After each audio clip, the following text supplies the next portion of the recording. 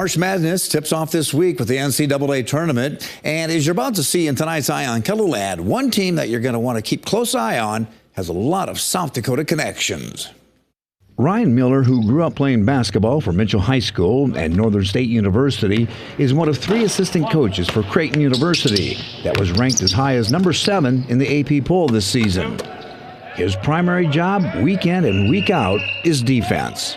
I come up with a plan of attack. Coach goes, "Oh, I like that. I don't like that. I nix this. Oh yeah, I think we should switch this." Whatever it is, we get together and he makes the final decisions as a CEO and head coach, and I just give him my philosophies or some opinions I think we should do.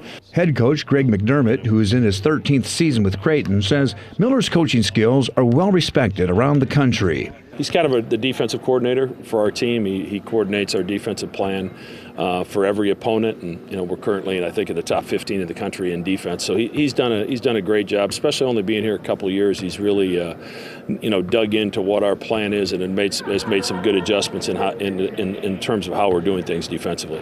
Another South Dakota connection is Mason Miller, Ryan's nephew. The 6'9" redshirt freshman plays forward for the Blue Jays. Mason doesn't start as a freshman, but he gets a lot of playing time. Mason's got tremendous upside. He's extremely athletic, shoots the basketball at a very high level. And we redshirted him last year, and I think it was a good move for him just to get stronger and really work on that part of the game. And that has paid good dividends for him this season. Now it's just a matter of getting some experience.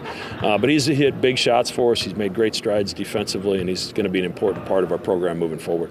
Mason is also the son of South Dakota native and former NBA player Mike Miller. Does that add any pressure? Does he think about it?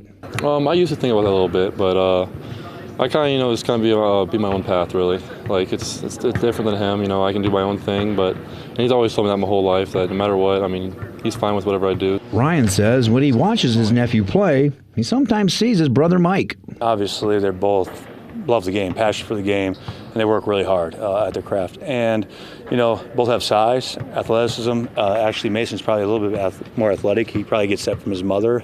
She was an All-American Division I volleyball player at Florida, so he's probably a little more athletic than Mike, and a better shooter than Mike at this age. Obviously, Mike became one of the elite shooters in the world and had a great success in the NBA. That's to be seen how far Mason can take it, but take it one day at a time. But there are some similarities: great size, great athleticism, and the ability to shoot the ball. Another South Dakota connection is this guy, Baylor Shireman, last year's Summit League Player of the Year. Shireman is a senior, but this is his first year of playing with Creighton after entering the portal and transferring from South Dakota State University. Why did you decide to transfer? Kind of just going through the draft process last year and the feedback I was getting. My dream was to, play in the NBA, and I felt like transferring up was going to put me in the best position to get there. It's proved to be a good move for Shireman, who's averaging 13 points and 8 rebounds a game for the Blue Jays. South Dakota's connection to Creighton University is going to be on display in the NCAA basketball tournament, but they know it's not going to be an easy road.